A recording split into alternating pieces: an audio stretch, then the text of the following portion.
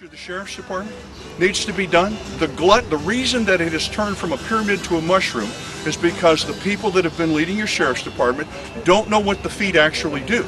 So they put a bunch of middle managers in there because they need to keep the people from really serving you to the full extent of what the law says through empowering them. What they do is oppress them. The deputies love to work for me, and the rank and file deputy sheriffs, and I'm telling you, when the vote comes out, these other guys are going to have the unions talking about, we support him, that's because they want the unions to own the Sheriff's Department. I'm supported by the rank and file and 131,000 voters I don't even know who said we get it. Yeah. Who's giving the orders not to enforce our laws? It's a passive, it's kind of like what you don't say is probably more important than what you do say. But here's what happens. Everybody says, I'm going to enforce the laws, I'm going to enforce the laws.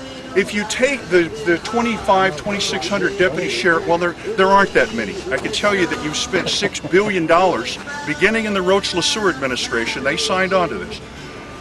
You begin to lose 60% of the sheriff's capability of serving you going back to 1990.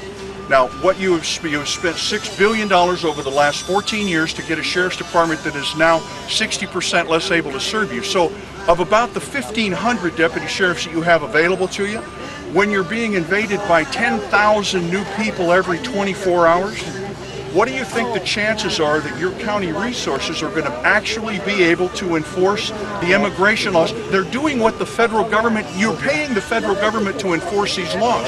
What we're not doing is holding them accountable. Are they giving orders to federal government? It's not really orders, no. If you look at the bigger picture, the federal government is being passive on the issue of being invaded. And the reason that they want that to happen is they want to overwhelm America with numbers so that when amnesty is granted, which is why I'm here saying no amnesty, they get a 10% bump in the liberal vote. That means the conservatives will never, ever get the chance to wrestle away the power again. We are at the apex of an opportunity to stop that from happening. I'm out here to tell you that I get this stuff. I've studied this stuff intimately for the last 3 years. Day in and day out. Now, if the other candidates want to talk about these issues, let's talk about it. Let's talk about